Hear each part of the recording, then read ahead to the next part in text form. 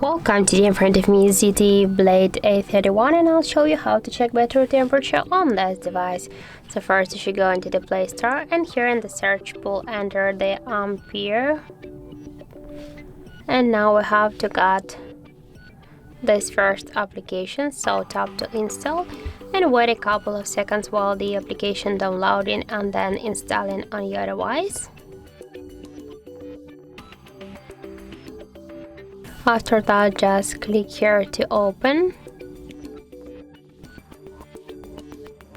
Then just click here, yes I agree, pick close.